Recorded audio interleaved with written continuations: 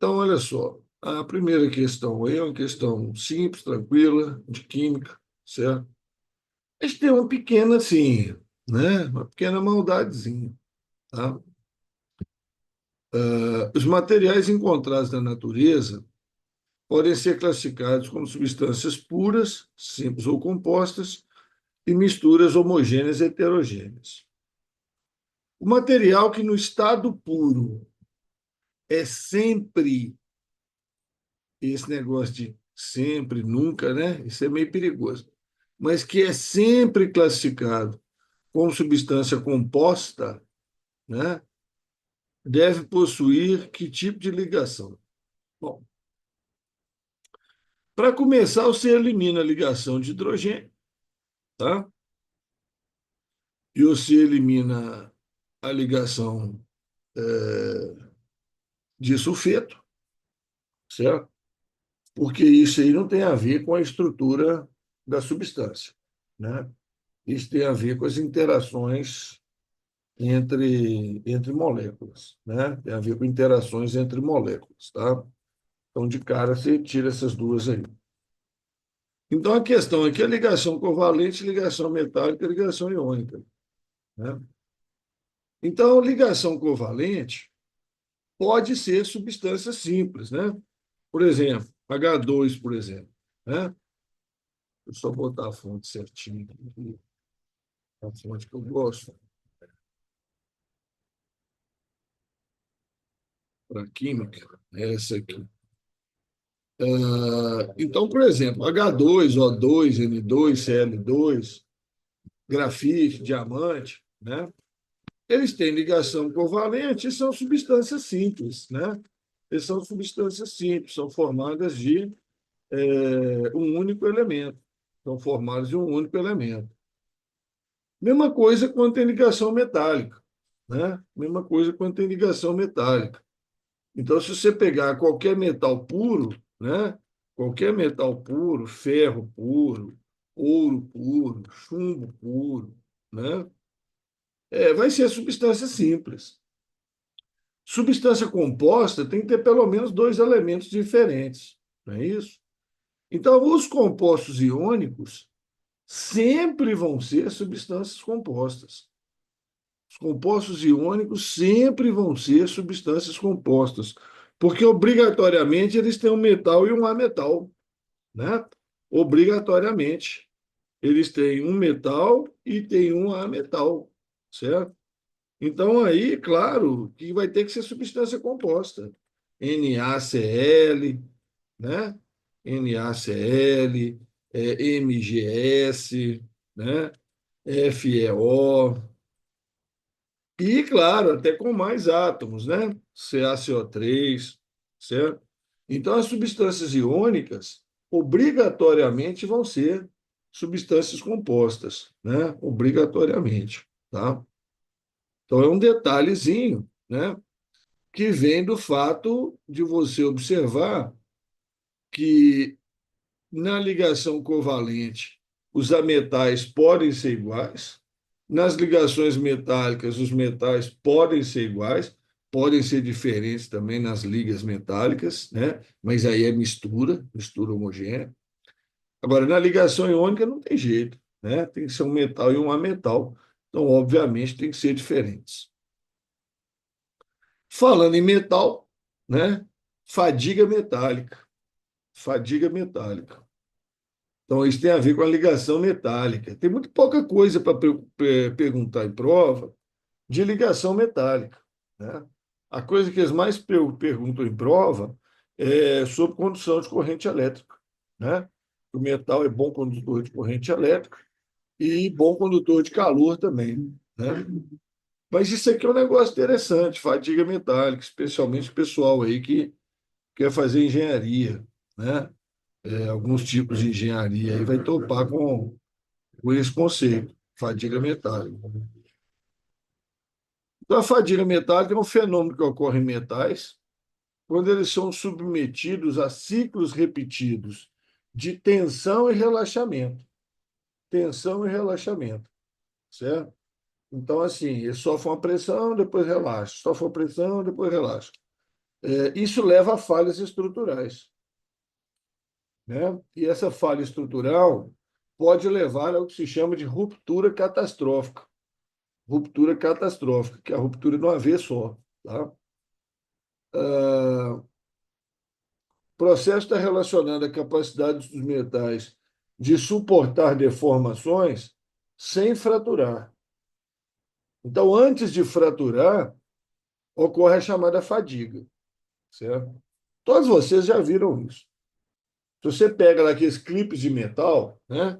Clipes de metal, eu devo ter um aqui do lado, tem um gigante aqui do lado, né? Se você pega um clipe de metal, certo? E começa a dobrar ele para um lado, dobrar ele para o outro, dobrar ele para um lado, dobrar ele para o outro. Então, nesse ponto, que você está dobrando ele para um lado, dobrando ele para o outro, acontece a formação da fadiga metálica. Tá? E aí, de tanto dobrar para um lado, dobrar para o outro, tá? Eu não sei se vai dar para fazer isso aqui agora, de tanto dobrar para um lado, dobrar para o outro, essa fadiga vai se ampliando, viu? E aí você tem a ruptura do metal, né? Que a gente chama então de ruptura catastrófica, né? Por quê? Porque é de uma vez só, tá? Então, fadiga metálica é isso, tá? Então, isso é muito importante em automóveis, aviões, trens de passageiro, trens de carga, ônibus, caminhão, tá? Pontes, né? Pontes metálicas. Então, na estrutura ali, tem que haver um cálculo estrutural muito bom para que as tensões não provoquem o aparecimento da fadiga, porque pode acabar rompendo, né? Conforme vocês viram, pode acabar rompendo catastroficamente o metal. Chama ruptura catastrófica. Tá? Esse é o nome mesmo. Considerando a ligação metálica e sua influência na resistência dos metais, bom, aí, peraí. Ligação metálica e sua influência na resistência dos metais. Olha só, os metais formam uma rede cristalina. São cristais metálicos. São cristais metálicos. Tá? E cristal, gente, ele não suporta tensões. O cristal iônico, sal de cozinha, por exemplo, se você aplicar uma tensão nele, ele já rompe de uma vez só. E não dá fadiga, não, ele rompe de uma vez só. Já era a ruptura catastrófica dele de uma vez só, não é precedida de fadiga, não. Mas na ligação metálica é. Tá? O cristal metálico é onde estão os íons lá, dispostos bonitinho, né? Formando aquela estrutura, tudo organizadinha e tal. Essa estrutura começa a deformar. Então, qual das seguintes afirmações melhor explica aí, ó, as deformações na rede cristalina durante a fadiga metálica? Lembrando que essas deformações são visíveis ao microscópio eletrônico, tá? Elas aparecem como linhas, tá? Elas aparecem como linhas no metal. Então, quando tem um acidente de avião, por exemplo, eles pegam aquelas peças que romperam, né? E aí vão estudar uma por uma para ver se rompeu, se tem no ponto de ruptura, né? No ponto de ruptura, se tem essas linhas paralelas, se aquilo rompeu por fadiga metálica, que aí pode ser erro de projeto ou pode ser erro de manutenção, tá? Então é muito importante fadiga metálica. Suspeita-se, por exemplo, que o acidente que levou à morte do Ayrton Senna tenha sido por causa de fadiga metálica, tá? Eles usaram uma barra lá metálica que estava fadigada para fazer uma reforma lá no carro dele lá e essa barra rompeu naquela fatídica curva Tamburello, né? A ligação metálica. Então, qual das seguintes afirmações melhor explica as deformações? A ligação metálica permite que os elétrons se movam livremente, resultando em uma estrutura mais rígida e mais propensa a deformações. Bem, se ela é rígida, não é propensa a deformações, né? Se a estrutura é mais rígida, não é propensa a deformações, certo? As forças de atração entre íons metálicos e elétrons livres são fracas, permitindo que a rede cristalina se deforme facilmente sob baixas tensões. Não, não é baixa tensão, não. Né? Não é baixa tensão, não. Vocês viram que eu tive que fazer, né, uma tensão muito grande aí para romper o clipe. Né? Baixa tensão, e dá uma apertadinha ali, está rompendo. Não é isso, não. Né? Sob tensão, as camadas de átomos na rede cristalina, as camadas de átomos, deslocam umas sobre as outras, levando à deformação permanente do metal. É exatamente isso que acontece. Um deslizamento das camadas de átomos na rede cristalina, uma sobre a outra, tá? Provocando a deformação permanente do metal. A presença de impurezas na rede cristalina fortalece as ligações metálicas. Fortalece, não. Pelo contrário, a presença de impurezas na rede cristalina vai ajudar a deformar a rede cristalina. Tá? Um átomo que não deveria estar ali, um átomo maior que não deveria estar ali, certo? Ele vai ajudar a deformar a rede cristalina. Então, não vai evitar deformações, não, vai facilitar deformações, tá? Impurezas na rede cristalina. A estrutura da rede cristalina se mantém inalterada, independente das tensões aplicadas. Não, já vimos que não. Se você aplica tensão, a rede cristalina rompe, o metal rompe também, certo? Então, a melhor alternativa é a letra C. Tá? Para quem não está lembrado o que é a rede cristalina, né? Na rede cristalina você tem os metais, os átomos de metal, né? Um do lado do outro, certinhos, organizadinhos, né? Certinhos, organizadinhos, formando camadas, formando camadas. Então, isso é a rede cristalina. Desenhar rapidão aqui é meio ruim, né?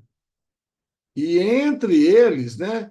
Entre eles, aí tem os tais elétrons livres, né? Entre eles tem os tais elétrons livres que se movimentam, né? Que se movimentam. Então, isso é a estrutura da rede cristalina. Então, quando você força a tensão, a camada de cima, por exemplo, desliza, né, sobre a camada de baixo, né? Elas deslizam, isso facilita, então, a ruptura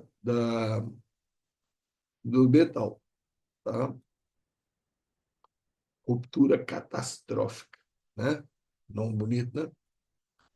A reação química que ocorre entre o ácido clorídrico e o carbonato férrico tem como soma dos coeficientes mínimos inteiros da equação balanceada. Ô, gente, isso é um negócio que o Enem nunca pediu, tá?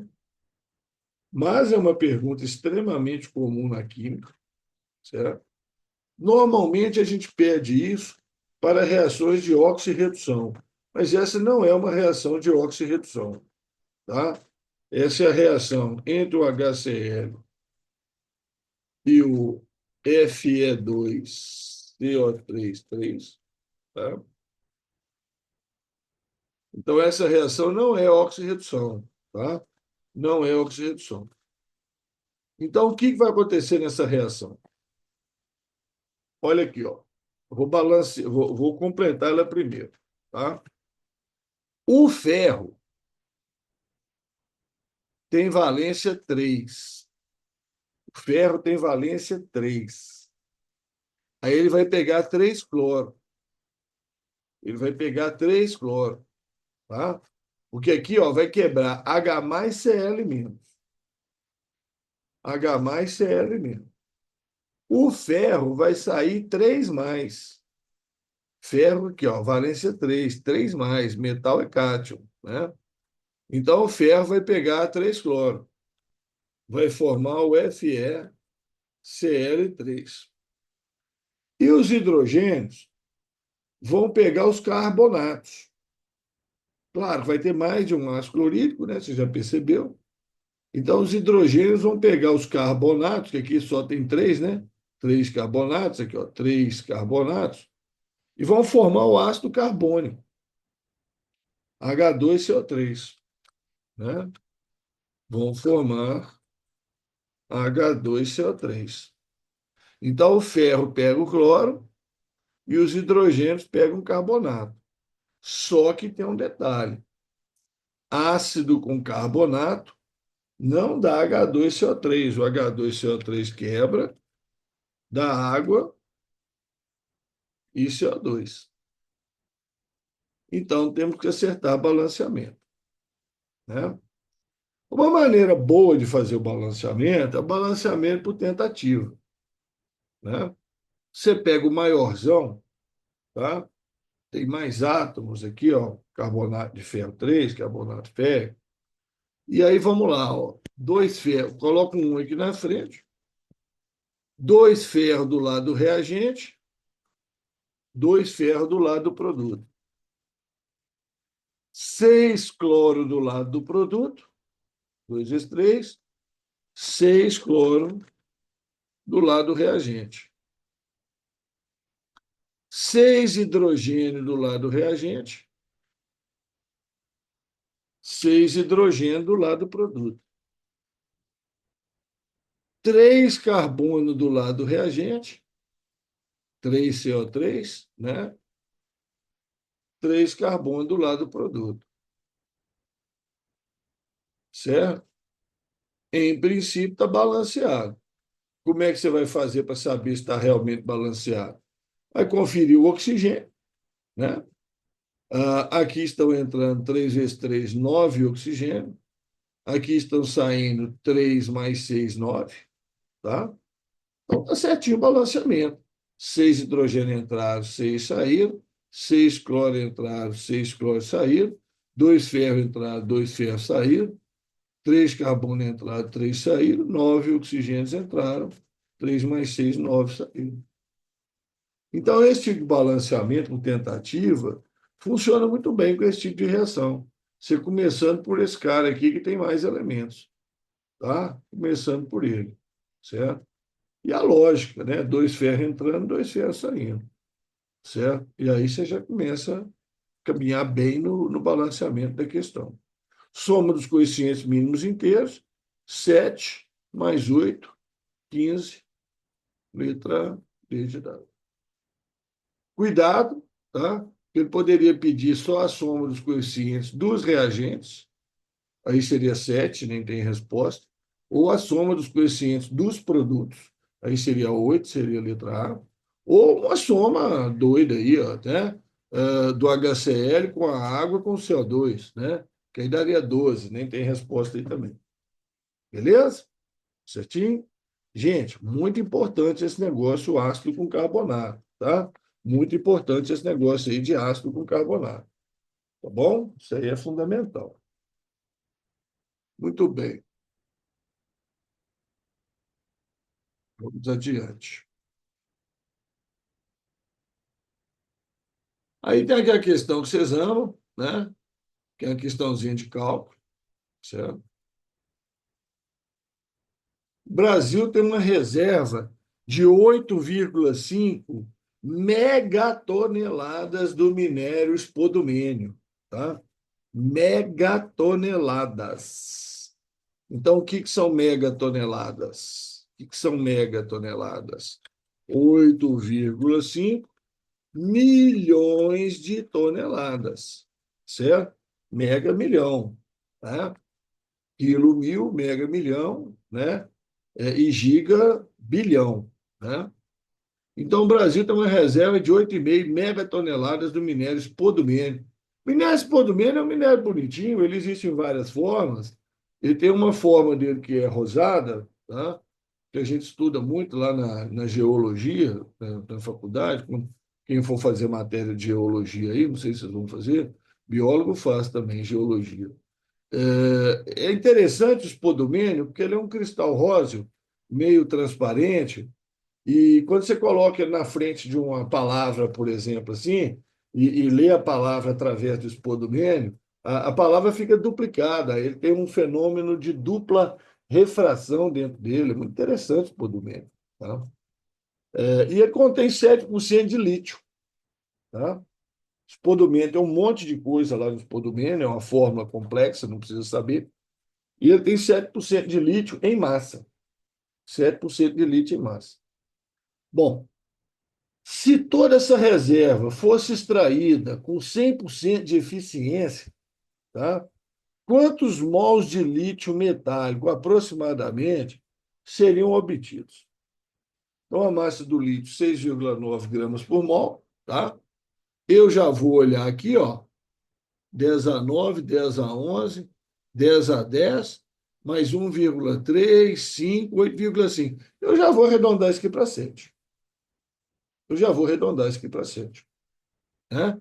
Sou bobo, tá? Então, olha só. Se você tivesse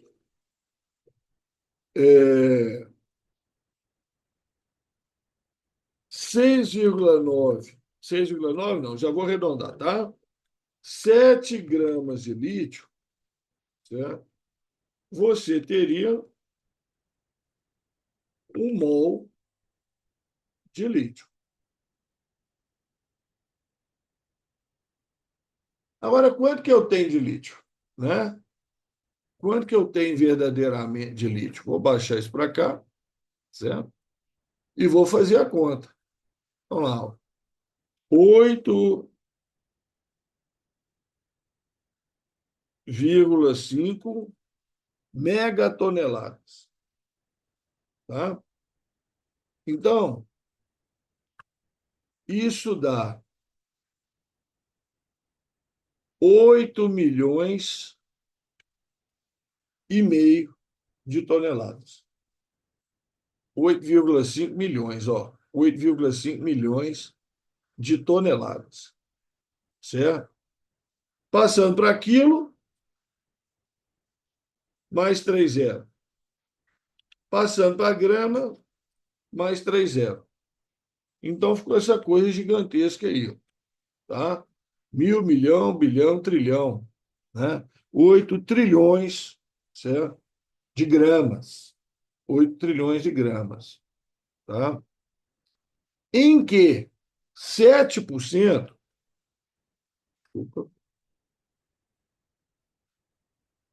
7%, tá? É lítio. 7% é lítio. Beleza? Então, isso vai me dar massa em gramas de lítio. Vai me dar massa em gramas de lítio. Tá? Aí eu vou fazer assim, ó.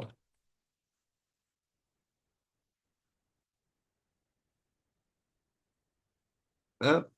Aí eu vou fazer assim, ó. Tá? Aqui, ó. Né? Eu vou correr 2 casas para a direita. Consequentemente, eu roubo 2 casas aqui. Certo? Então, eu vou multiplicar por 7. Vou multiplicar isso aí por 7. Né? 0,07 é 7/100. Né? Então, cortei 2 zeros lá. Certo? Cortei 2 zeros lá. Ajustando as casas, né? Ficou isso aqui, ó.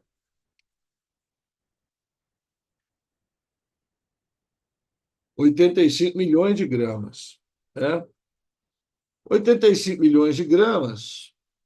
85 milhões. Milhões não, né? Bilhões, né? 85 bilhões de gramas, né? Vezes 7. Aí deu 595 bilhões de gramas. 595 bilhões de gramas. 7 vezes 85. 595 bilhões de gramas. Então, esses 595 bilhões de gramas, eu vou jogar aqui, ó, tá? Eu vou jogar aqui. E eu já vou dar uma desperto, tá? E vou jogar assim, ó, 59,5 vezes 10 elevado a 10, né? 5, 30, 30, 30, elevado a 10. Ô, Ramon, por que você colocou 59,5? Esperteza, esperteza.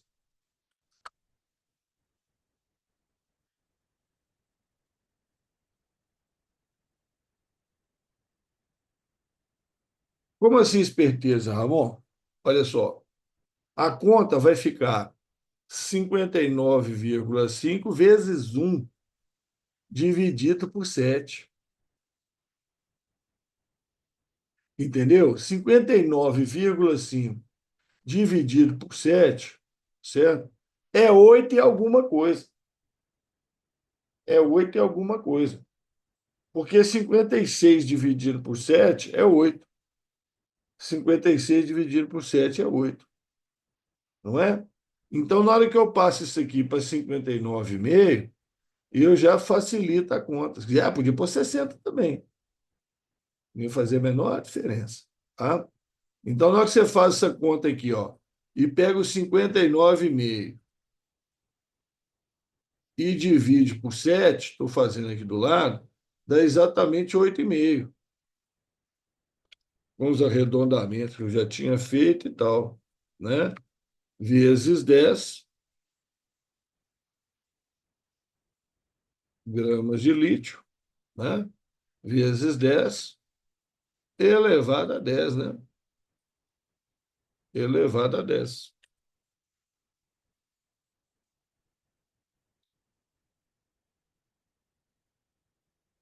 Belezinha? Aqui, ó. 59,5 vezes 10 elevado a 10 vezes 1, dividido por 7. Vai dar 8,5, 10 a 10 lá em cima, cortou os gramas de lítio, somou mol de lítio, né? Desculpa. Resposta mol de lítio. Tá? 8,5 vezes 10 a 10.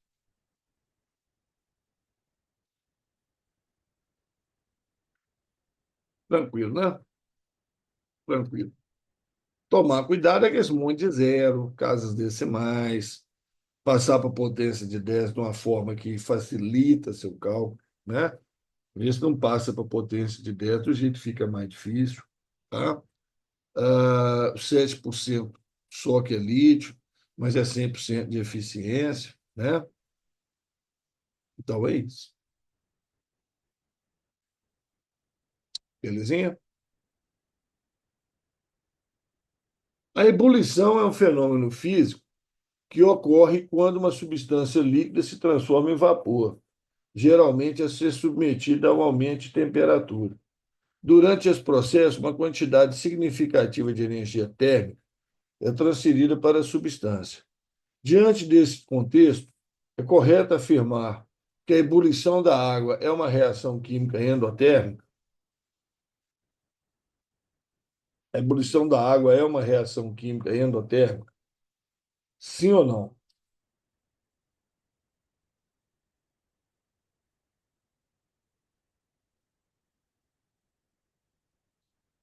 Sim ou não? A ebulição da água é uma reação química endotérmica? Sim ou não?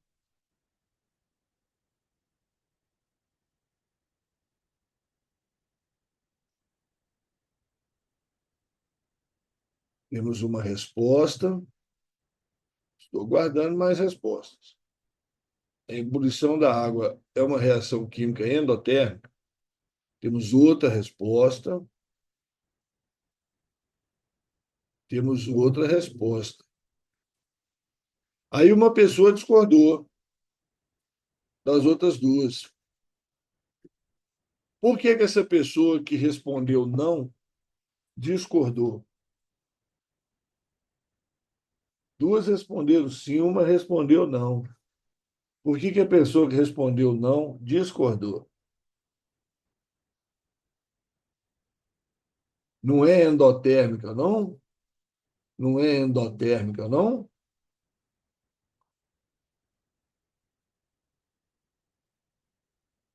Em pessoa que respondeu não.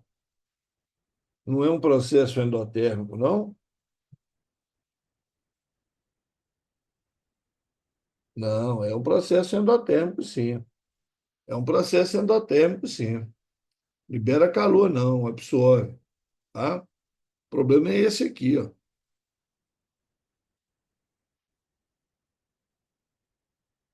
Ebulição da água não é reação química.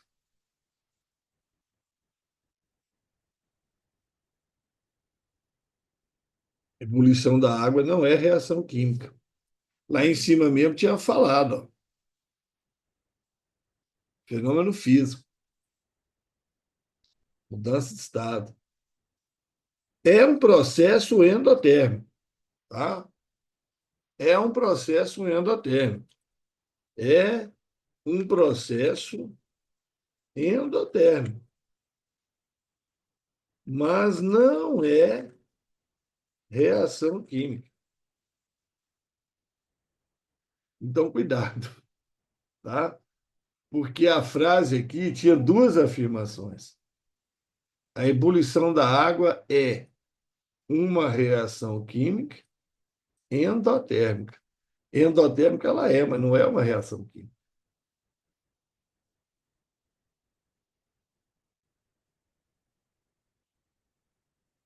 E aí, o que vocês acham? Cair feio, igual patinho?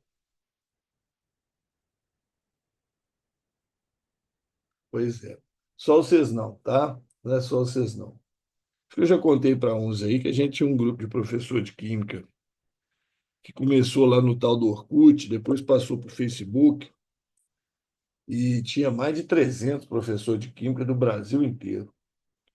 E tinha três moderadores do grupo, eu era um deles, o outro era de São Paulo, um amigão lá de São Paulo, o outro do Rio Grande do Sul, e eu estava lá de moderador lá, que eles achavam que eu sabia alguma coisa. E o que aconteceu?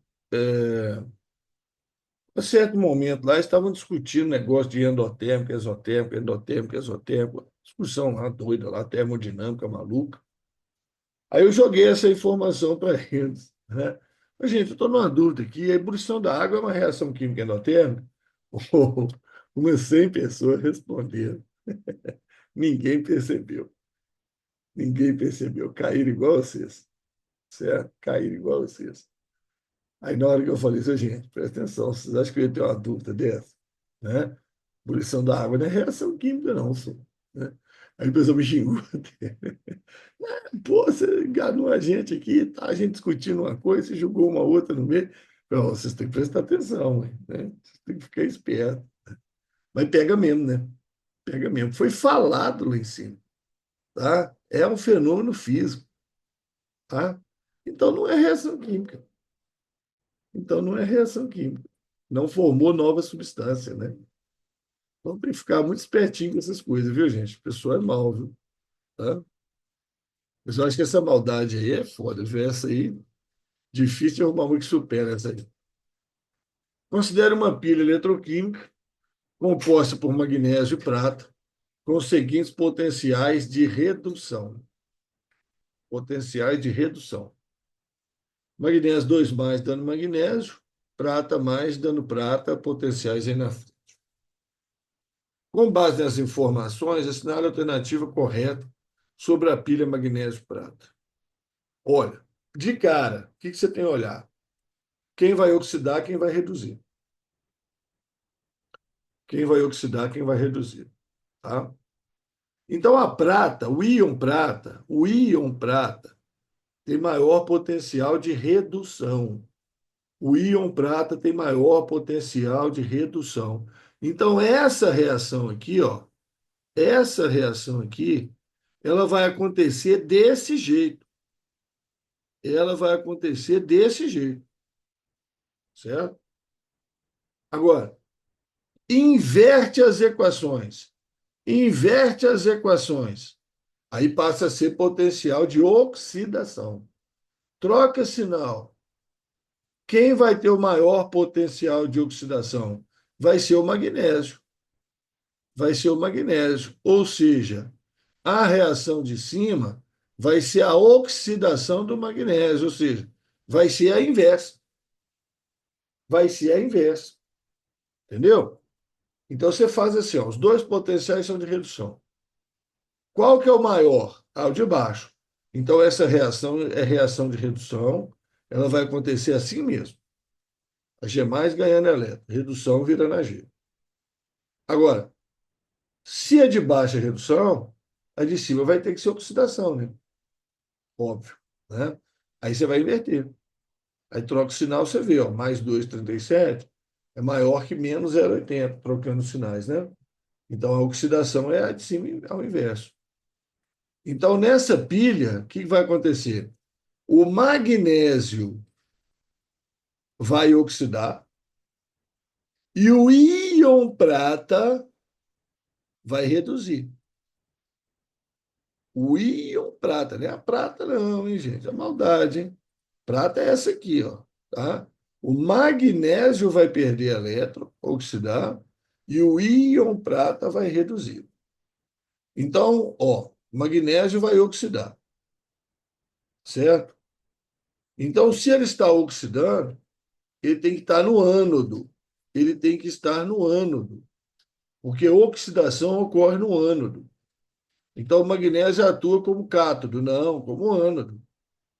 A prata vai reduzir, né? O íon prata vai reduzir. Então, ele tem que estar no cátodo, não é no ânodo, tá? Guardar isso é muito simples, né, gente? É aquela regrinha mnemônica, né? Vogal com vogal, consoante com consoante. Redução no cátodo, oxidação no ânodo, tá? Cátodo, redução, consoante, consoante, ânodo, oxidação, vogal, vogal, né? O potencial de célula para pilha magnésio-prata é positivo, indicando espontaneidade, sem dúvida. Não preciso nem calcular. Pilha é espontânea.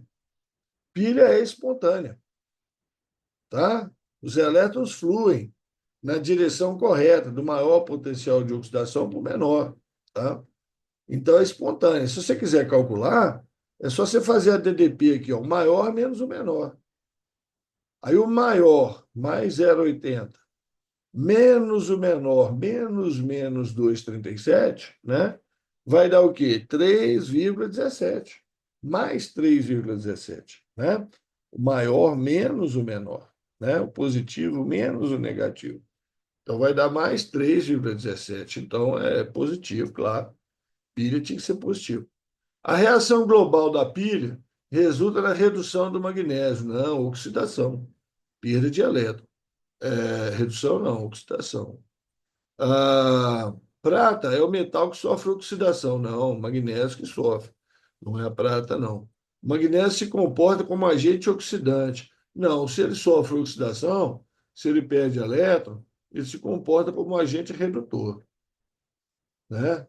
Quem sofre oxidação se comporta como um agente redutor, manda elétron para o outro, reduz o outro, né?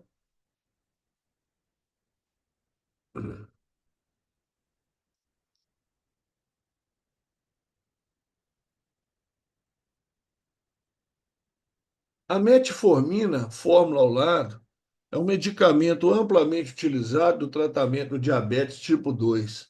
Com base na estrutura química da metformina, a sinalha é correta. Metformina é um composto que possui apenas dois carbonos em sua estrutura. Eu estou vendo dois carbonos, mas aqui tem um, ó, e aqui tem outro. Então tem quatro carbonos, não é apenas dois, não. Né? Não é apenas dois, não. Está errado. Metformina possui mais de um grupo amino em sua estrutura. Ah, com certeza, né? Ela tem um grupo amino aqui, uma amina primária, ela tem outra amina primária aqui, ela tem outra amina aqui terciária, tá? Agora, essas aminas com dupla, na verdade, a gente chama de imina, tá? A gente chama de imina. Essas aminas que têm uma dupla e uma simples, né? Aqui, ó, uma dupla, uma simples, uma dupla e uma simples para o hidrogênio. Mas também não precisava de saber isso, né? Você tem três regiões de amina aqui, amina mesmo, primária, primária e terciária. Então, mais de um grupo amino na sua estrutura, tá certo. Resposta. Metformina é insolúvel em água. Não sou, tá? Olha aqui, ó. NH, ligação de hidrogênio com a água, NH, ligação de hidrogênio com a água, NH, ligação de hidrogênio com a água, tá? Então, ela tem três grupos formadores de ligação de hidrogênio com a água. Com certeza, ela é solúvel em água.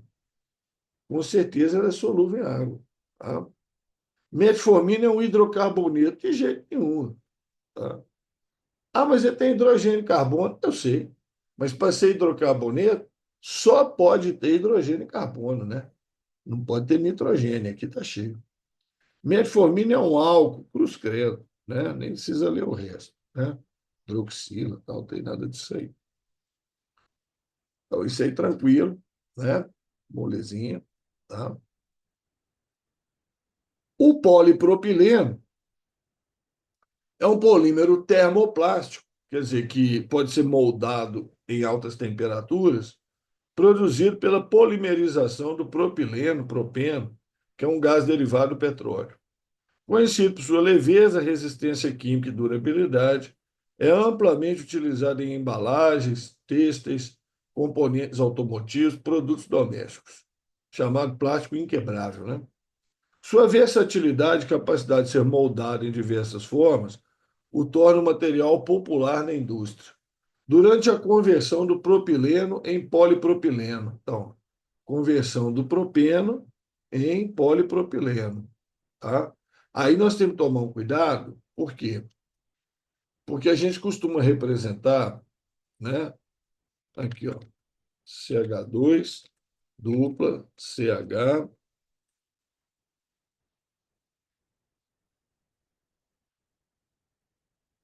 CH3. A gente costuma representar o propeno desse jeito, né? A gente costuma representar o propeno assim, com essa quebradinha aqui, ó, tá? Mas a cadeia dele não é ramificada, né? A cadeia dele é normal. Quando vai formar o polipropileno, você vai quebrar a dupla, vai deixar simples, tá? Vai abrir uma valência aqui do lado e vai abrir uma valência aqui do lado. E esse grupo, então, aí que se formou, né? Esse grupo aí que se formou, ele vai repetir N vezes, né? Isso aí vai ligar no igual, vai ligar no igual, vai ligar no igual. E aí você vai ter o, o polipropileno. Então, isso aqui, ó, vai se repetir N vezes, né? Então, você vai se repetir aí ad eterno, né?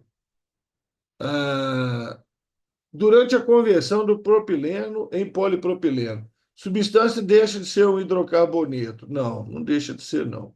Tá? A classificação da cadeia carbônica não se altera. Altera sim. Ela era uma cadeia insaturada, virou saturada. Ela era normal, virou ramificada. Então, altera sim. Tá? Cadeia carbônica passa a ter carbonos quaternários? Não. Passa a ter carbonos terciários. Tá? Quaternário, não. Ela vai formar aqui um carbono terciário. Que isso aqui vai ligar num outro carbono, né? E aí vai formar um carbono terciário, mas quaternário não. A cadeia carbônica torna-se saturada perfeitamente. Ela era insaturada, virou saturada. Geometria dos carbonos não se altera. Altera sim, ué. Esses carbonos tinham duplo. Eles eram trigonais, agora eles só têm simples e são tetraédricos, né? São tetraédricos. Então, é isso aí, formação de polímero, tá? Cuidado. Sacolas ecológicas que contêm carboidratos digeríveis em sua estrutura podem gerar microplásticos. Embora sejam projetadas para serem biodegradáveis e menos nocivas ao meio ambiente, em condições inadequadas de degradação, elas podem não se decompor completamente, o que pode levar à formação de microplásticos e à poluição ambiental. Então, o que são essas sacolas ecológicas? São sacolas que têm carboidratos misturados com plástico. Então, você tem um plástico lá, o polietileno, né, que é um outro polímero, né, o polietileno, mas com carboidratos no meio. Na hora que isso vai para o lixo, as bactérias comem o carboidrato. Então a sacola fica toda furada, né? Então isso aí acelera a degradação dela no ambiente, né? Maior superfície de contato, ela vai degradar mais rapidamente. Agora, em condições inadequadas, ela vai gerar fragmentos pequenos, que são os microplásticos. E microplástico nós já sabemos que microplástico é um problema ambiental atual, né? Analisando o texto acima, concluímos que sacolas ecológicas com carboidratos digeríveis são tão nocivas quanto as tradicionais. Olha, eu não posso dizer isso, certo?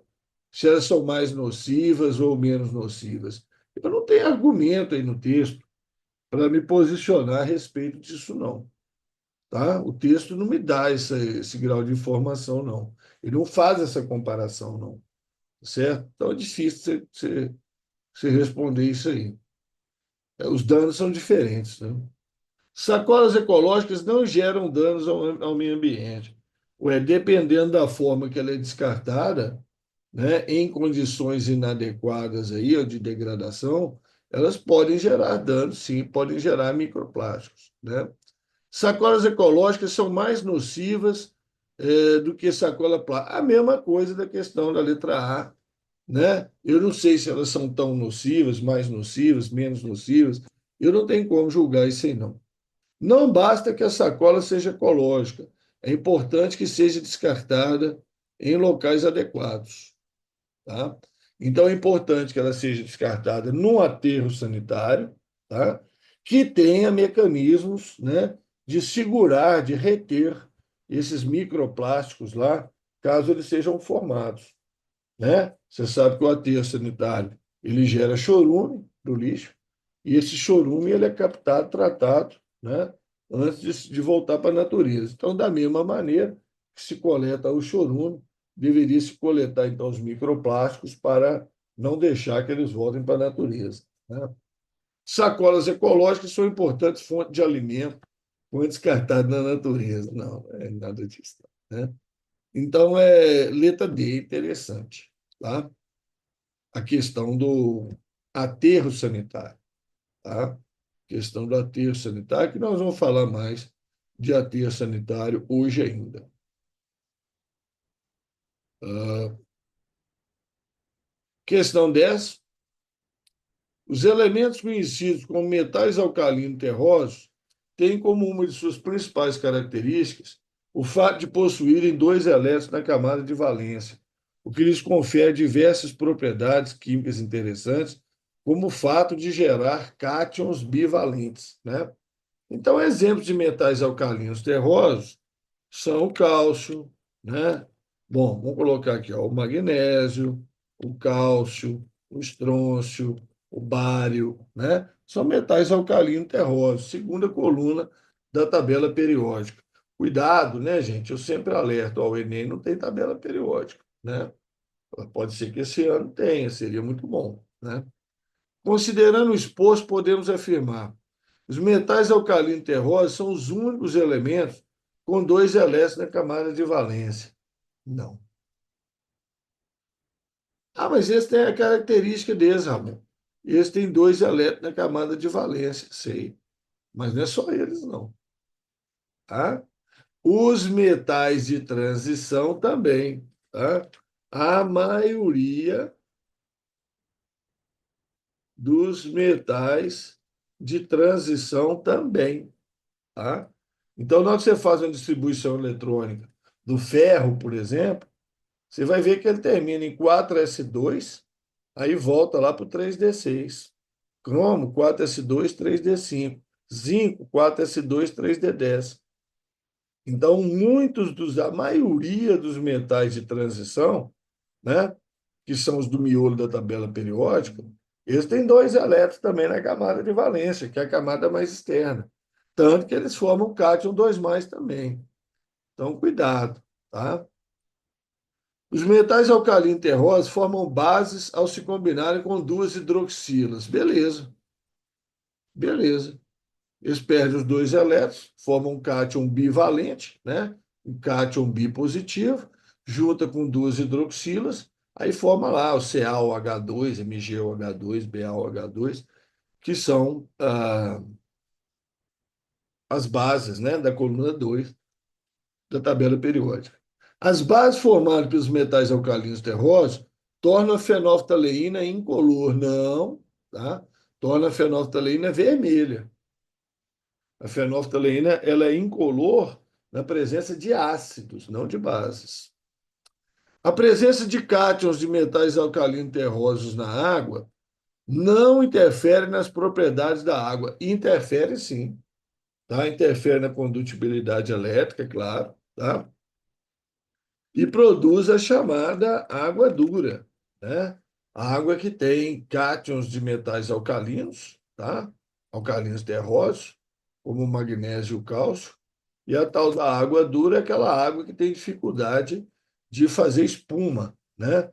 Porque os íons cálcio reagem com o sabão e torna mais difícil fazer espuma.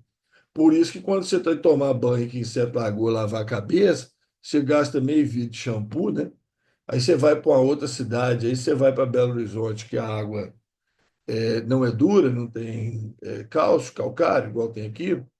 Aí você resolve pôr a mesma quantidade de shampoo na cabeça, você quase morre afogado no meio de tanta espuma, né? Então a água de Sete Lagoas tem esse problema aí de cátions de metais alcalinos, no alcalino terroso, no caso o cálcio. O sódio, o potássio e o cálcio são metais alcalinos terrosos de grande importância na natureza. Sódio e potássio não. Sódio e potássio são da coluna 1 da tabela periódica, são metais alcalinos, mas não são alcalinos terrosos. Tá? Questão 11. Propriedades coligativas das soluções.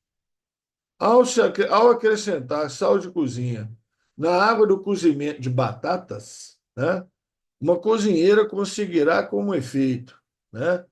Então, a cozinheira está lá, vai cozinhar as batatas, aí ela coloca lá uma colherzona de sal lá na água de fervura das batatas. O que ela vai conseguir? Letra A, uma maior temperatura de ebulição da água, tá? Porque quando você coloca um soluto, né? No caso, sal, açúcar, né? Na água, você tem um aumento da temperatura de ebulição, certo? Você tem um aumento da temperatura de ebulição. Eu tenho um macetezinho para propriedade coligativa, tá? Que é o seguinte: colocar soluto em água torna tudo mais difícil, tá? Mais difícil congelar, porque diminui a temperatura de congelamento da água, mais difícil ferver, porque aumenta a temperatura de ebulição. Então, a ebulição vai ser a 105 graus lá, por exemplo. Aí a batata vai cozinhar mais depressa, né? Porque a temperatura é mais alta. E mais difícil evaporar, né? Porque diminui a pressão de vapor. Porque diminui a pressão de vapor. Olha aí, né? Macetezinho bom. Quando você coloca um soluto, soluto não volátil, né, gente? Não pode ser um soluto que evapora com facilidade, né? Você coloca sal, açúcar, né? Nitrato de prata, sulfato de sódio, né? Então, fica tudo mais difícil. Mais difícil congelar, que diminui a temperatura de congelamento. Mais difícil ferver, que aumenta a temperatura de ebulição, e isso vai melhorar o cozimento das batatas, vai cozinhar mais rápido, mesmo efeito da panela de pressão. E mais difícil evaporar, porque diminui a pressão do vapor. Bom, né? Mas bom para você guardar isso aí. Ah, e surge a pressão osmótica, né? Aí é um quarto efeito coligativo, que tem nada a ver com isso aí. Vai ter cozimento mais lento? Não, vai ser mais rápido, porque a temperatura vai ser maior. Vaporização mais rápida? Não, mais difícil, né? Mais difícil, porque diminui a pressão de vapor. Produção de pressão osmótica que melhor hidrata as batatas, não tem nada a ver com isso.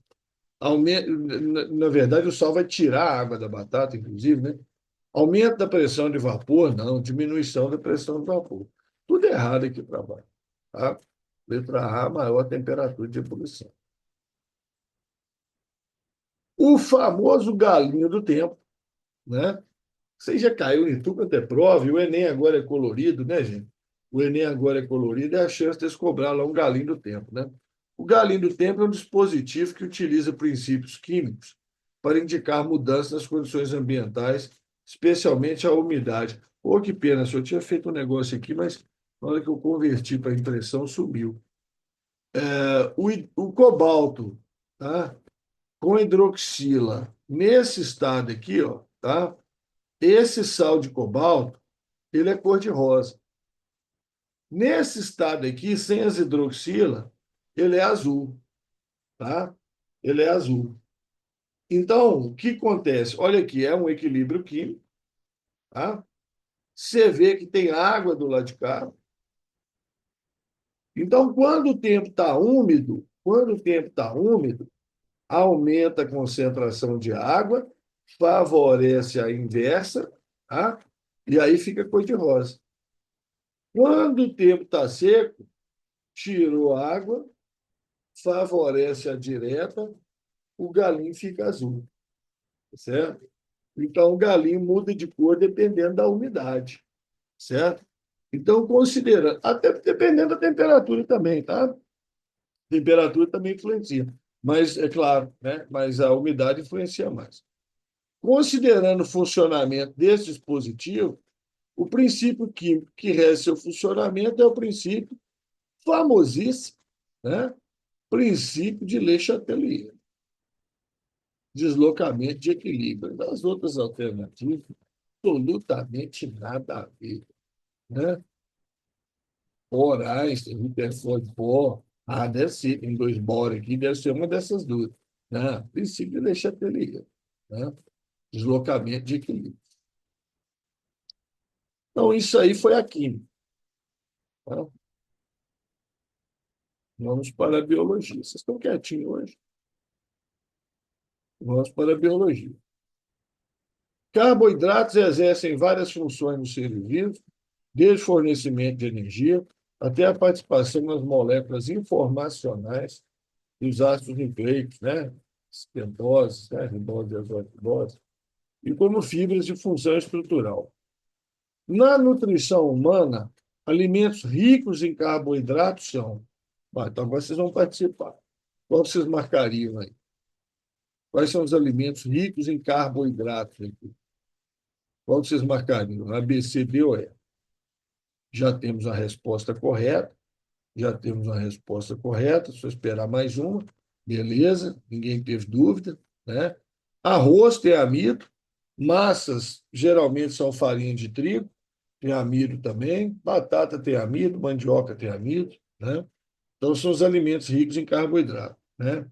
Carnes, não sei o que, isso é proteína, aqui é lipídio, aqui é uma mistura danada, aqui é outra mistura danada, certo? É, cogumelo tem proteína, peixe tem proteína, oleaginosa tem óleo, né? Oleaginosa é amendoim, por exemplo, castanha, nozes, tá? São oleaginosos.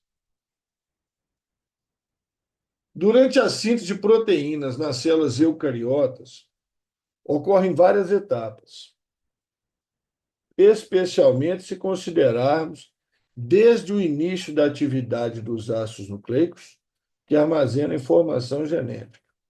Sendo assim, na sequência, ocorrem os seguintes fenômenos. E agora? E agora? Qual seria a sequência? A, B, C, D ou E?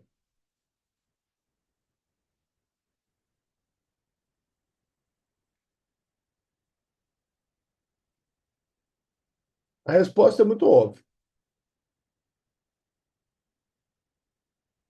Você faz por eliminação, facinho, facinho. Temos uma resposta certa? Não, temos não. Temos uma resposta errada. Temos outra resposta errada.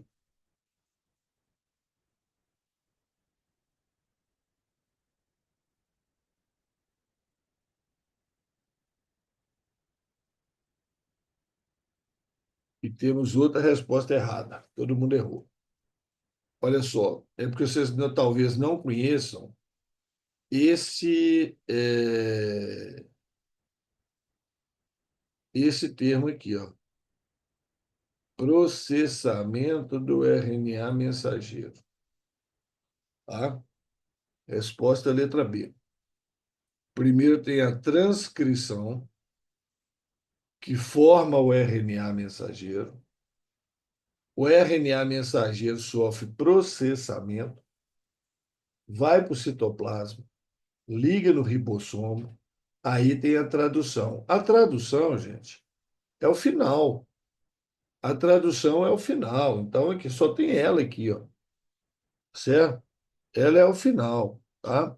Mas, como vocês se enrolaram com o processamento de RNA, aí vocês erraram. Alguém achou que era a primeira coisa que acontecia e outros acharam que era a última coisa que acontecia, tá?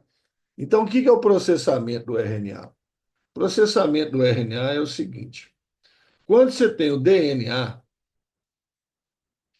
quando você tem o DNA, tá? Faz de conta que isso aqui é um DNA, tá bom? Faz de conta que isso aqui é um DNA. É um gene. Isso aqui é um gene. Dentro do gene, eu tenho algumas regiões que não codificam produção de proteína, tá?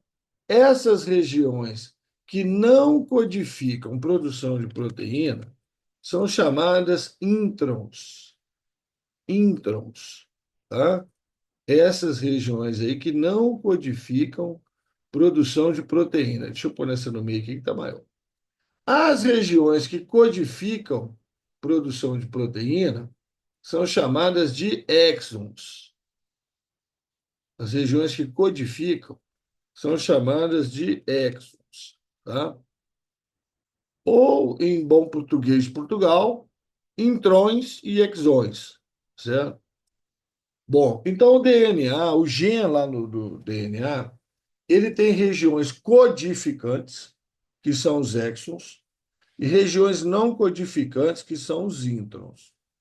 Quando o DNA sofre transcrição, quando o DNA sofre transcrição e forma o RNA mensageiro, tá? O RNA mensageiro também vai ter essas regiões. O RNA mensageiro também vai ter essas regiões, tá certo? Vai ter essas regiões. Então, o RNA mensageiro, vou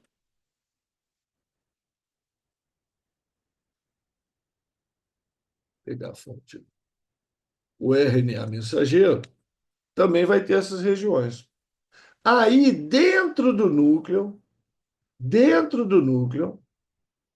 tá? Os introns do RNA mensageiro são retirados. Os introns são retirados. Aqui, ó, retirei os introns. Aí tem uma enzima, tá? Que faz isso, um complexo enzimático que faz isso. Ele retira os introns e fica só os exons. Ele retira os introns. Então, e aí sai do núcleo, certo? E o RNA mensageiro pronto, né? Sem os introns, é que vai ligar no ribossomo, né? Que vai ligar no ribossomo para produzir proteína, tá certo? Então você tem primeiro aqui, ó, a transcrição, né? Você tem primeiro a transcrição, que é a formação do RNA mensageiro, tá? Só que é o chamado pré-RNA mensageiro, Por que pré-RNA mensageiro? Porque ele vai sofrer o processamento para tirar os exons, para tirar os introns, ficar só os exons, tá? Aí é que ele vai ligar no ribossomo e vai ocorrer a tradução, que é a síntese de proteína, tá? Ah, estuda aqui dentro do núcleo, tá? Estuda aqui dentro do núcleo. Só a tradução que é no citoplasma. Belezinha? Então, introns e exons, tá? Introns são as regiões que estão ali, não se sabe para quê, tá? A gente supõe, né, que eles ajudam a controlar o funcionamento do material genético. Eles têm um papel de controle da função do gene, tá? Ativar gene, inativar gene, essas coisas, tá? Mas quem funciona mesmo no gene é o exon, tá? Que é, os introns são removidos ainda dentro do núcleo. Legal? Então, transcrição, formação do pré-RNA mensageiro, processamento, ou splicing em inglês. Splicing quer dizer cortar com tesoura, né? Então, splicing, né? Porque a enzima, o complexo enzimático que faz esse processamento, chama spliceossomo, tá? Chama spliceossomo, certo? O complexo enzimático que faz isso aí.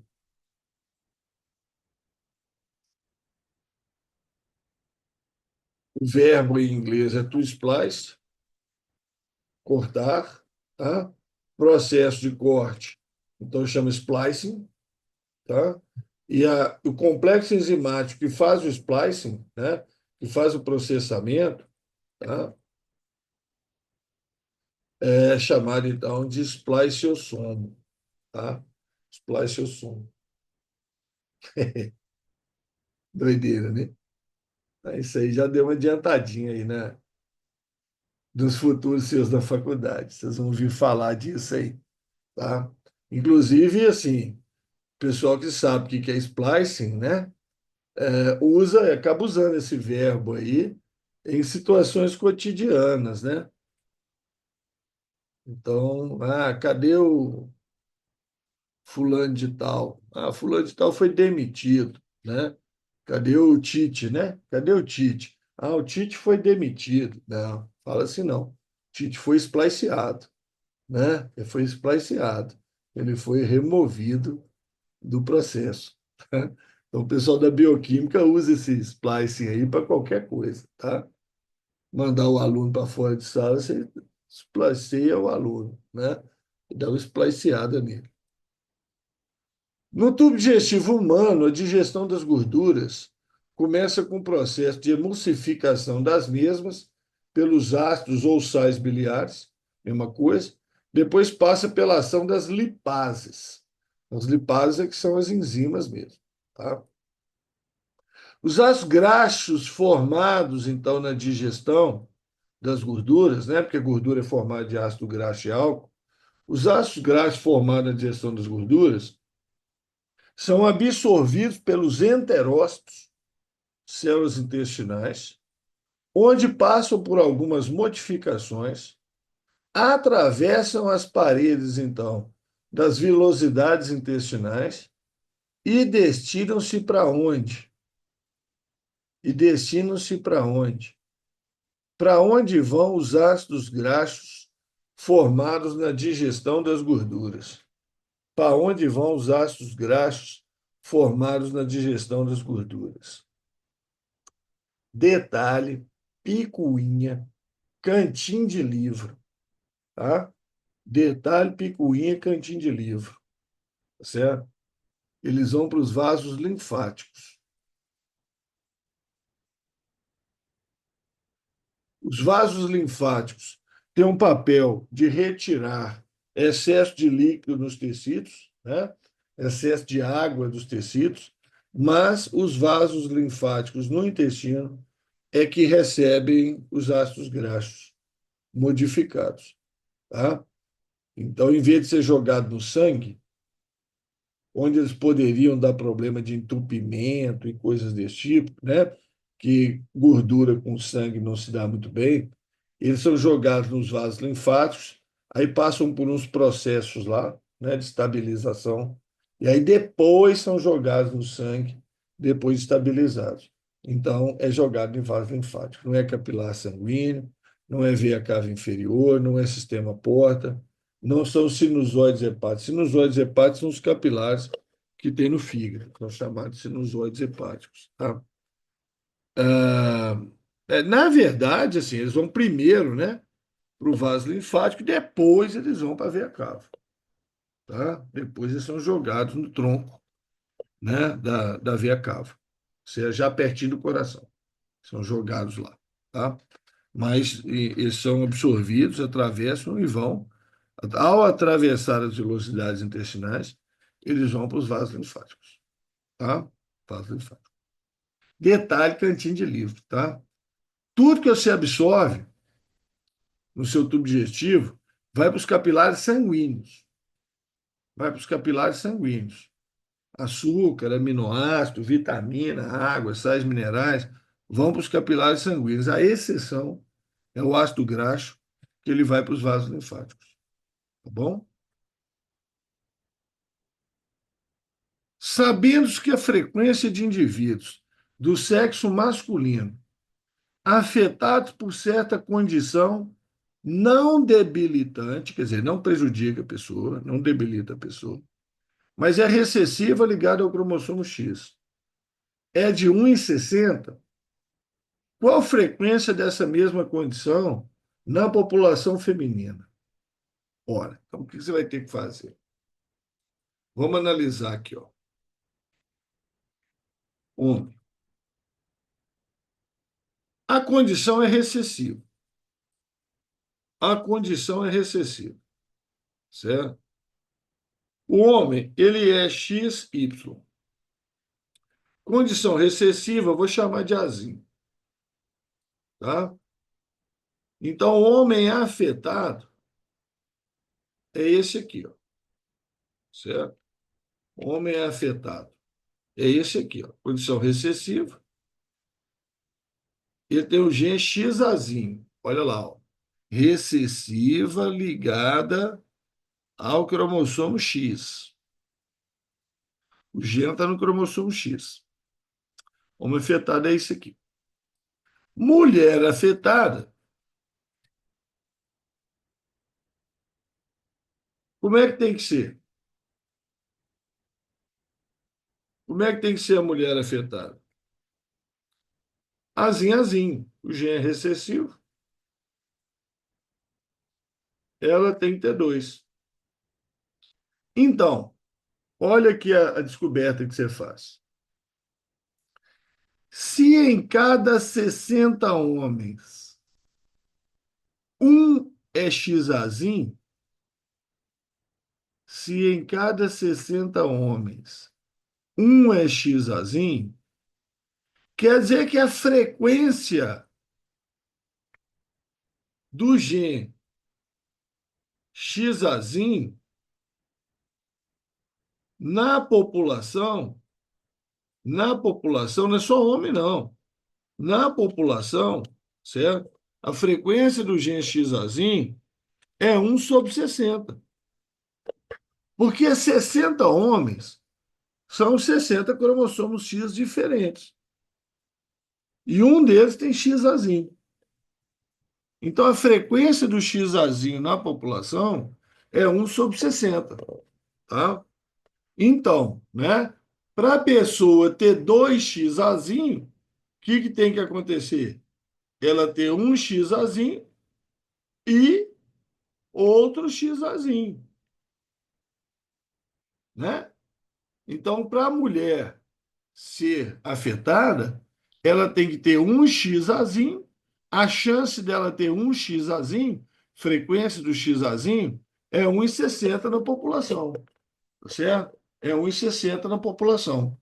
A chance, então, dela ter 2XAzinho é 1XAzinho vezes o outro XAzinho.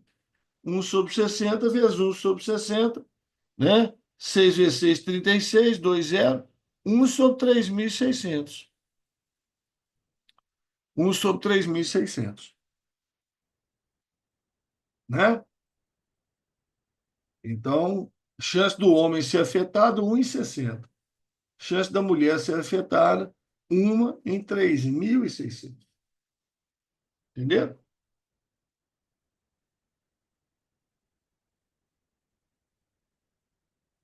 Claro.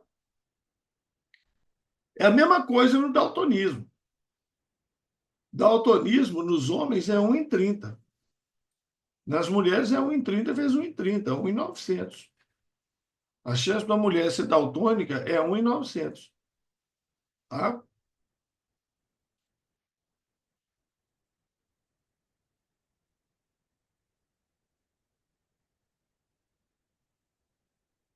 Morcegos, certos morcegos, se alimentam de frutas e, ao fazê-lo, ajudam na dispersão das sementes dessas plantas. Quando os morcegos consomem as frutas, as sementes são engolidas, posteriormente liberadas em locais distantes, permitindo que novas plantas cresçam em diferentes áreas. Essa interação é crucial para a regeneração de florestas e manutenção da biodiversidade. Além disso, as plantas se beneficiam da dispersão, aumentando suas chances de sobrevivência e reprodução. A relação em questão pode ser classificada como a relação em questão pode ser classificada como com vocês aí, ó, tá? Qual relação? Morcego com as plantas. Morcego com as plantas. Qual que seria a relação entre eles aí? A, B, C, D ou E. Já temos aí uma certa, outra certa.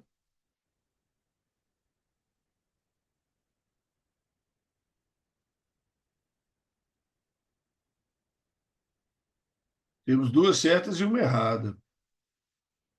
Temos duas certas e uma errada, tá? Ajuda mútua, mutualismo. Não é comensalismo, não. Os dois têm vantagem, tá? Os dois têm vantagem. Relação que os dois têm vantagem, quer dizer, o morcego tem vantagem, porque ele se alimenta. A planta tem vantagem, porque ela é dispersa, né? Ela é dispersada no ambiente. Relação que os dois têm vantagem, ou é mutualismo, ou é proto-cooperação. Mutualismo é obrigatório, proto-cooperação não. Eu não tenho informações no texto aí sobre se essa relação é obrigatória ou não. Eu não tenho relações aqui no texto, né, essa informação. Mas também eu não tenho proto-cooperação entre as alternativas. Né? Eu não tenho proto-cooperação. Ah, ela podia ser uma proto-cooperação? Podia, né? Mas comensalismo não. Comensalismo é uma relação mais zero. Né? Comensalismo é uma relação que só um tem vantagem, o outro é neutro. Tá? O outro é neutro. Então, mutualismo mesmo. No Parque Nacional de Galápagos, né, que é o. Ah, e outras coisas aqui, gente, só um minutinho, né? Competição não é, né? Relação é harmônica, sociedade menos ainda, né? Sociedade de morcego com planta, né? Não existe isso. E a mensalismo é a antibiose, aquele negócio que produz substância, prejudica os outros, etc. No Parque Nacional de Galápagos, né, um grupo de pássaros se separou de sua população original devido à formação de uma barreira geográfica. Sei lá qual. Formou uma barreira geográfica lá. Com o tempo, as duas populações de pássaros foram expostas a diferentes condições ambientais e evoluíram de maneira diferente. Após milhões de anos, se essas duas populações fossem colocadas juntas novamente, elas não conseguiriam mais se reproduzir entre si, demonstrando o fenômeno da especiação. Esse processo descrito no texto é uma especiação onde os organismos foram separados por uma barreira geográfica, tá? E quando existe essa separação, é especiação alopátrica. Alopátrica. Quando não tem essa separação, aí é especiação simpátrica, no mesmo ambiente. Só que aí não é o mesmo ambiente. Houve uma barreira geográfica. Então, especiação alopátrica, tá? Não existe especiação estabilizadora, direcional e nem reversa. Isso aí não existe. Temos inventado só para preencher espaço. Existe seleção natural estabilizadora, seleção natural direcional, tá? Mas especiação estabilizadora direcional, não. Tá? E reverso menos ainda, que seria o quê? Voltar nas espécies anteriores. Não tem jeito, não. Tá? Então, é especiação alopátrica. Especiação alopátrica, barreira geográfica. Ah, mas como é que pode ter especiação sem barreira geográfica? Mutações extremas podem surgir no indivíduo, no meio da população onde ele vive, e ele não cruzar mais com os outros, originar uma nova espécie. Isso pode acontecer. Tá? Uma planta, por exemplo, que sofre uma mutação e a partir daí ela só cruza com ela mesma. Só faz autofecundação, então já não cruza mais com as vizinhas. Então ela funda uma nova espécie. Ao longo dos anos, ela vai diferenciando das outras. Tá? Acúmulo de outras mutações. Três folhas de massas iniciais idênticas foram retiradas de árvores de três biomas brasileiros diferentes. Três biomas brasileiros diferentes. As curvas um, 2, 3 indicam como a massa das folhas se comportou após a remoção, durante um tempo prolongado, em que as folhas ainda se mantiveram vivas. Então, olha aí, ó.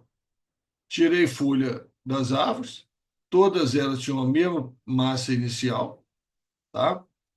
Aí aconteceu isso, a vermelha perdeu massa muito rápido, depois parou. A azul demorou mais a perder massa, demorou mais a parar. E a verde perdeu massa por mais tempo e demorou mais a parar também. Certo? Primeira coisa que a gente tem que entender que essa perda de massa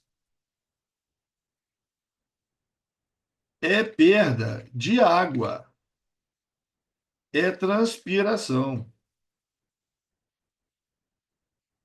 E no início, todas as três perdem água muito depressa, tá? Porque elas perdem água pela cutícula e pelo estômago. Só que chega uma hora que os estômatos fecham. Aí elas passam a perder água só pela cutícula.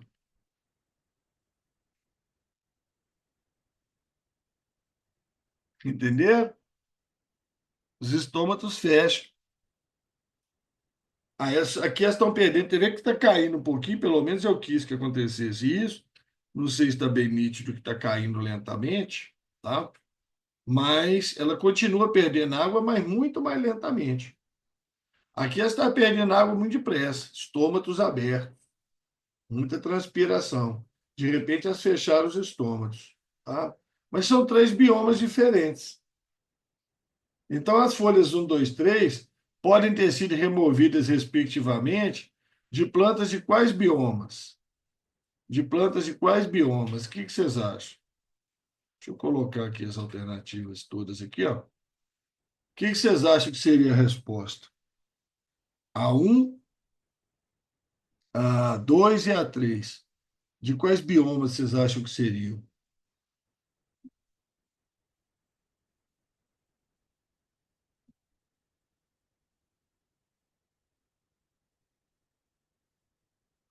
Qual que vocês acham que seria a resposta?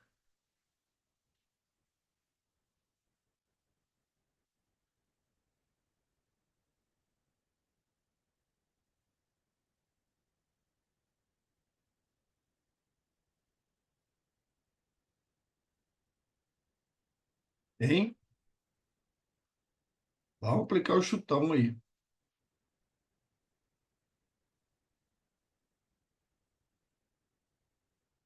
Ou é a letra C ou é a letra E, né? Ou é C de cutícula ou é de estômago.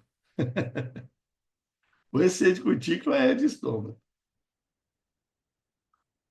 Temos uma resposta já.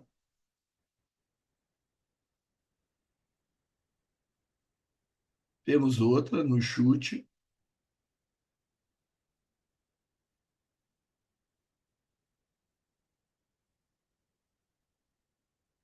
Interessante.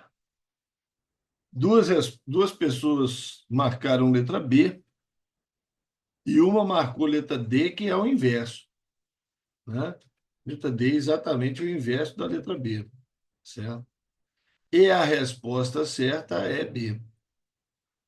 Por quê? Porque as plantas da caatinga, elas têm mecanismos estomáticos rápidos, tá? Então, na hora que ela começa a perder água, aí o estômago já fecha, para ela economizar água, certo? Caatinga é o que mais precisa economizar água. Então, ela fecha o estômago, ó, tchum, rapidão. O cerrado também tem que economizar, mas é menos. E a floresta amazônica, né? A folha lá não é tão adaptada assim à economia de água, porque lá tem muita água disponível, tá? Então, quando você tira a folha da árvore, ela vai comportar da maneira que ela geneticamente sabe, né? Então, a folha da caatinga ela começa a perder água, pá, fecha o estômago rapidão, economiza água. O cerrado demora um pouquinho mais, certo? Porque, né, ele não passa tanto problema com ar. E a floresta amazônica demora mais ainda, porque passa menos problema ainda, né? Com água. Beleza? Certinho? Quem marcou letra D aí, entendeu? Fez o inverso, né?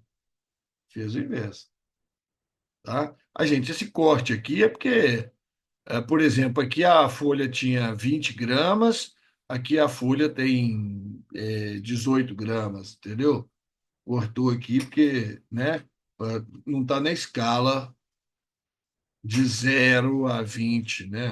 A folha não perdeu 16 gramas, né? Certo? Então, ele não está na escala. Por isso tem esse cortezinho no gráfico, tá? Ah, o câncer é uma doença caracterizada pelo crescimento descontrolado de células anormais no corpo.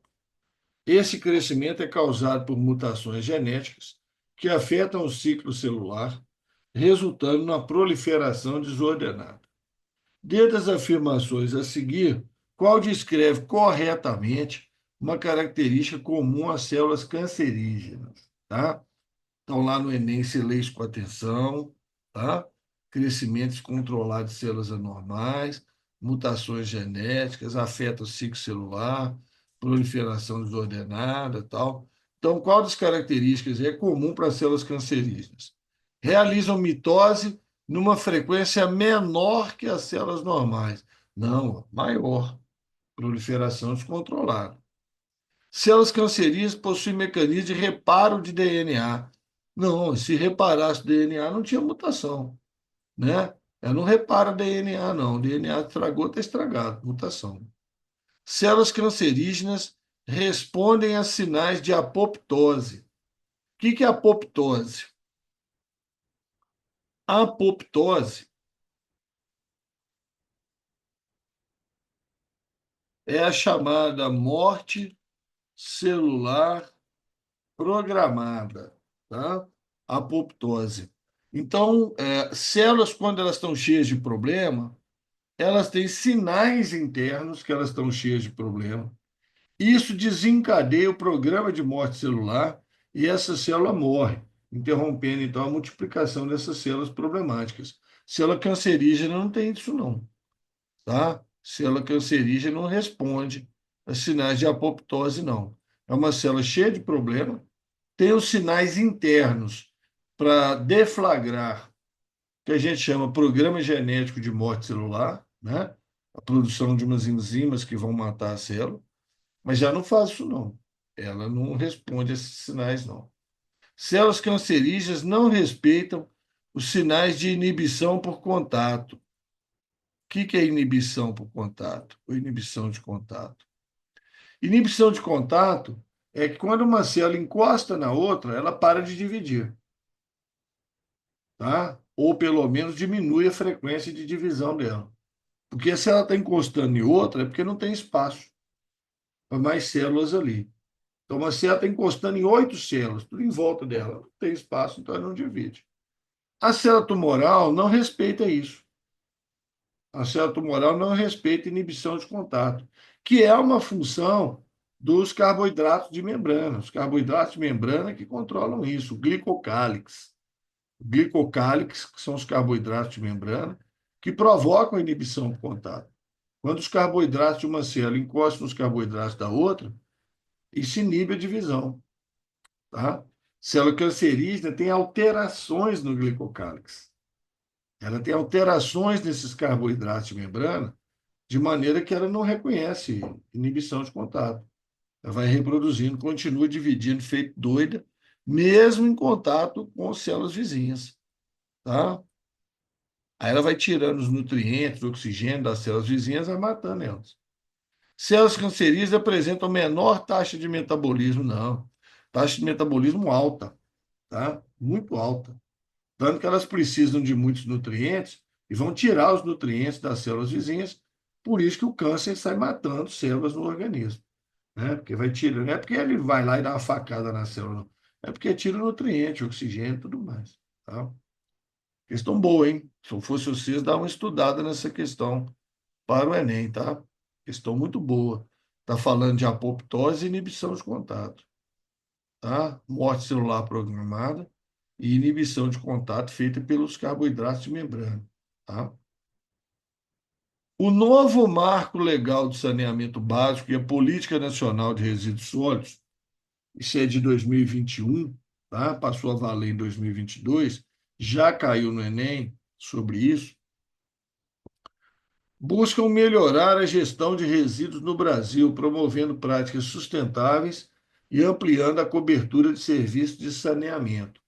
Uma das principais inovações desse marco regulatório para os resíduos sólidos é a implementação da logística reversa, que envolve a responsabilidade compartilhada entre produtores, comerciantes, consumidores e poder público. O que é logística reversa? Tá? É devolver para a fábrica, tá? Restos, né, do que ela produziu para ela poder reaproveitar. Tá? Então, por exemplo, pilha velha. Tá? Pilha tem metais que são úteis ainda para fabricar outras pilhas, baterias. Então, o fabricante recolhe isso, leva para a fábrica dele para ele reaproveitar. Logística reversa. Papelão, isopor, tá? Tudo isso pode ser reaproveitado, alguns plásticos, embalagens, tá? Então, isso chama logística reversa, isso é muito interessante. Sobre o novo marco regulatório para os resíduos sólidos, o sinal é correto. O novo marco desobriga as indústrias de realizar a logística reversa para embalar. Não, acabei de falar, não desobriga, não. Tá? Obriga. Receber as embalagens, procurar, né, a própria indústria, né, ter mecanismos de pegar essas embalagens, tá? E reutilizar. Reutilizar o material, não quer dizer que vai reutilizar a própria embalagem. Tá? A responsabilidade pelo gerenciamento dos resíduos sólidos é exclusivamente do consumidor final. Não, só, é nossa responsabilidade também, só. Mas a responsabilidade é só nossa, não. É do produtor, do consumidor, do comerciante, todo mundo, poder público, tá? Todo mundo, né? Só nós que somos consumidor final, não, tá? Ah, jogue o lixo no lugar certo, mas cadê o lugar certo? Né?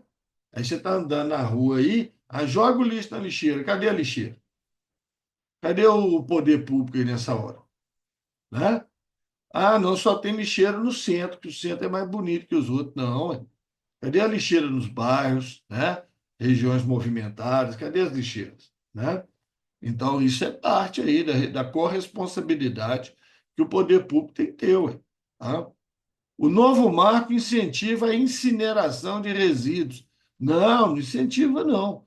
Ele incentiva justamente a logística reversa, tá? Você reaproveitar resíduos. Ou então enterrá-los em aterros sanitários. Ou então enterrá-los em aterros sanitários. Mas incineração não, tá? A logística reversa responsabiliza os fabricantes pelo retorno, destinação adequada de produtos após o consumo, contribuindo para a sua sustentabilidade. Perfeitamente, perfeitamente. O novo marco legal deixa por conta de cada município decidir se deve ou não implantar aterro sanitário. Nessa não, tá? Municípios acima de 50 mil habitantes, tá? Tem que ter aterro sanitário, né? Aí o aterro sanitário é uma cavidade, né? Um buracão, que ele é impermeabilizado, o lixo é colocado em camadas, compactado, separado por camadas de terra. O chorume, que é o líquido produzido, é captado no fundo do aterro, tratado, tá? Porque ele é altamente poluente, e o próprio gás produzido no aterro pode ser recolhido para utilização como combustível. Então, municípios acima de 50 mil habitantes são obrigados a ter aterro sanitário. Município pequeno, de menos de 50 mil habitantes, pode ter outras soluções, mas tem que ser soluções de sustentabilidade. E tocar fogo não é uma solução de sustentabilidade, não. Aí tem os chamados aterros controlados, que são mais simples, tá? Coisas desse tipo, tá? Aqui falou muito da logística reversa e do aterro, mas o novo marco de resíduos sólidos aí, ele tem outras coisas também, tá? Incentiva a reciclagem, né? Cooperativas de reciclagem.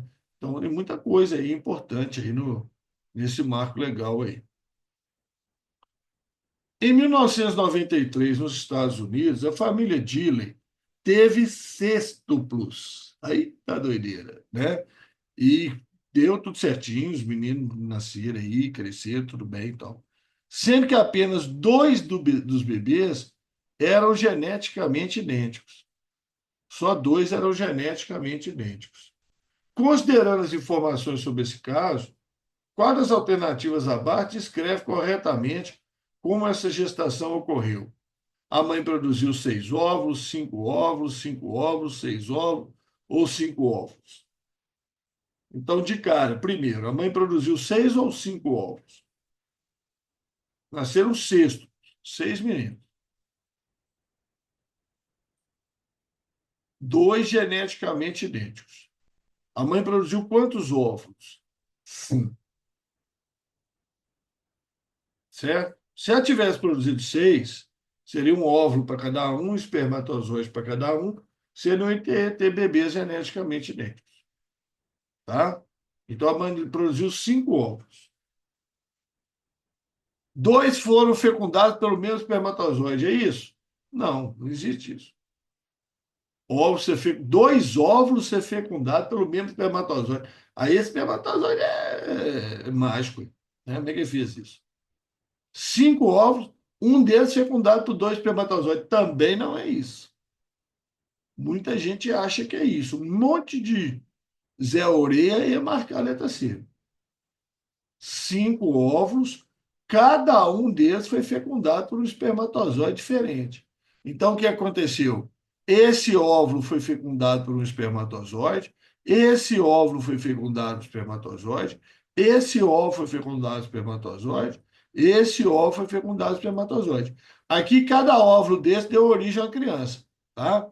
Isso aqui deu origem a uma criança, deu origem a uma criança, deu origem a uma criança, deu origem a uma criança. O quinto óvulo também foi fecundado por um espermatozoide, mas ao dividir-se, ou num processo embrionário mais avançado, as células se separaram.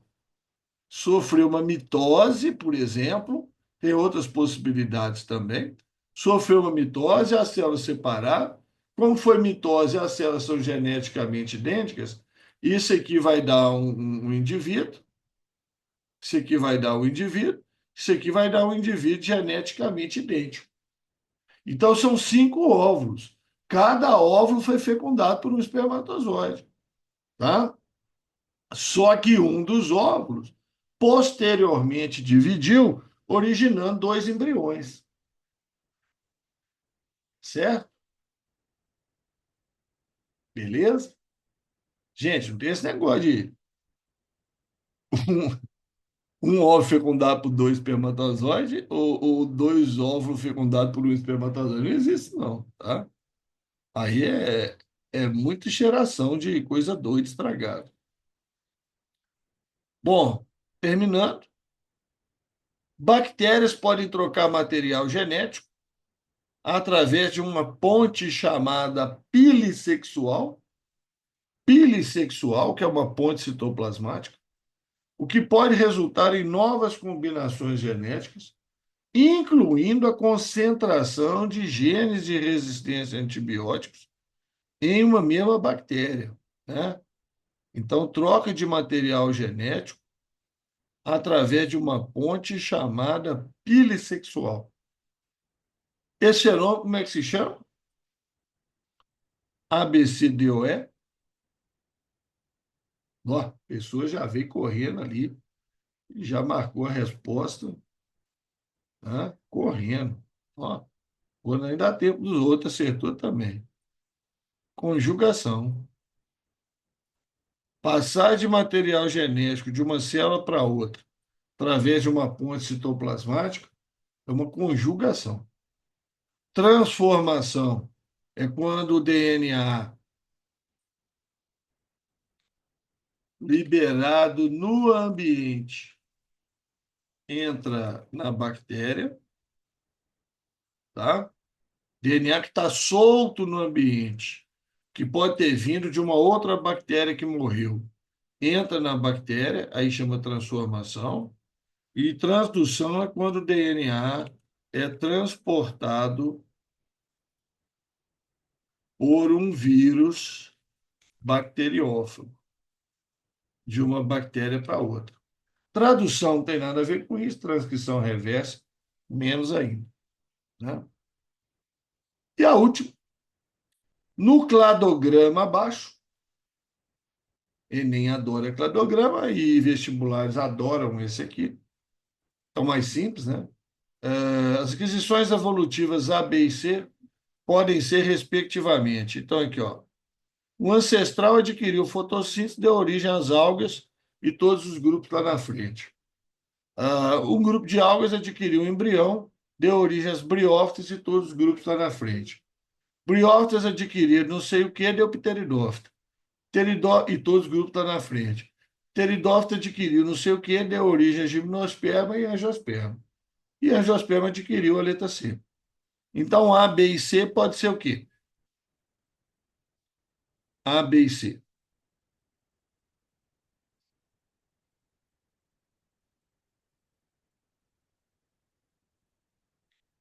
Qual que é a grande aquisição de pteridófita em relação a briófita?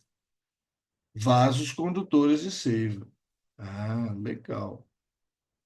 Né? Qual que é a grande aquisição de gimnosperma? Bom, semente, por exemplo. E angiosperma, flor e fruto. Né? Então, ó, letra C.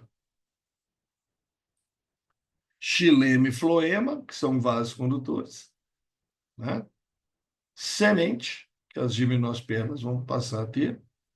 E fruto, que só as angiospermas vão ter. Correto? Corretíssimo?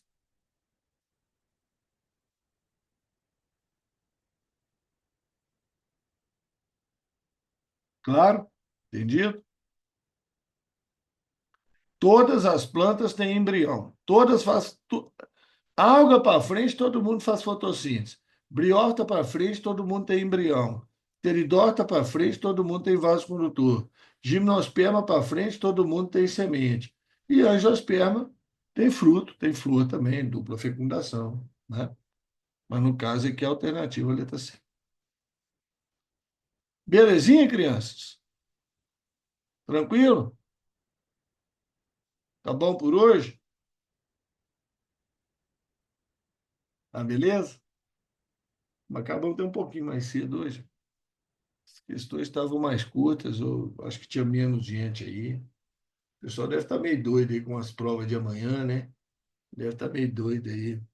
Mal sabe eles, né, que tem coisa aqui que vai cair na prova, né? Tô brincando, viu? Tô brincando. Ai, ai, mas podia, né? Podia. Daqui é boa, ó. Essa aqui numa prova de fisiologia vegetal ia ser legal, né? Misturado com bioma, né? Ia ser um negócio interessante, né? Mas é isso aí, gente. Boa noite para vocês, tá? Boa noite para vocês. Deixa eu parar aqui a gravação.